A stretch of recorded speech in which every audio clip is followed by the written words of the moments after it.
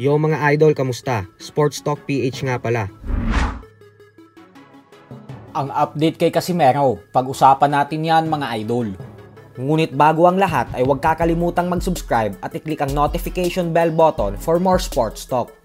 So trending nga po ngayon sa Philippine boxing community ang inilabas na video ng ating pambato na si former 3 Division World Champion General Casimero, kung saan makikita natin na batak na ulit ang pangangatawan nito isang buwan bago ang kanyang inaabangang laban kontra sa Mexican former world title challenger Saul Sanchez.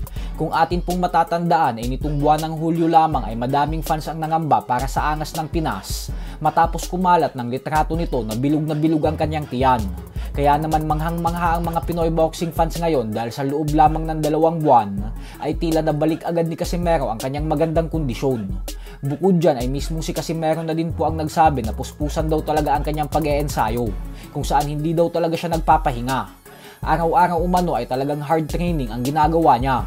Isang patunay lamang po ito na seryoso talaga siya na bumawi at magpakitang gila sa paparating niyang laban matapos ang hindi gaanong magandang performance niya sa huling laban niya kontra sa former IBF Super Bantamweight World Champion Yukimura Oguni nitong nakalipas na taon lamang. Ayon kay Casimero ay sa kasalukuyan umano ay nasa 128 to 130 pounds na daw ang kanyang timbang. Ibig sabihin po nito ay 6 to 8 pounds na lang ang kailangan niyang ibawas upang tuluyang makuha ang 122 pound limit ng Super Bantamweight Division. I-maintain niya na daw muna ang timbang na ito at paunti-unti na lang ang pagbabawas niya habang papalapit na ng papalapit ang kanyang bakbakan. Bukod dyan ay kinumpirma din po ni Casimero na plano niyang pumunta ng mas maaga sa bansang Japan upang magkaroon siya ng sapat na panahon para makapag-adjust sa klima. Sa October 23 na po ang kanyang laban, kaya wag na wag po natin yan papalampasin. Sa kabilang banda naman mga idol ay matapos nga pong sabihin ng 2023 The Ring Magazine Prospect of the Year Bruce Carrington na may nakita umano siyang mga butas sa galaw at laro ng current undisputed Super Bantamweight World Champion Japanese Monster Naoya Inoue, ay lakas loob naman nga po nitong sinabi sa kanyang latest interview na buong buo daw ang kanyang kumpiyansa na siya ang unang magpapatikim ng talo sa binansagang halimaw ng Japan.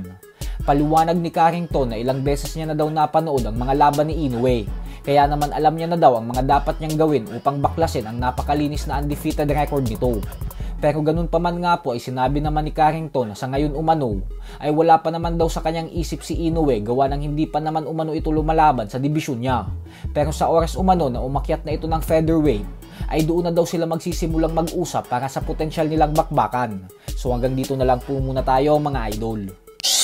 Sports Talk PH, kakaiba ang laban ng mga Pinoy. Lakas at dedikasyon ng aros na tinuon. Kamaong nagbabaga ang sayo ay babaon.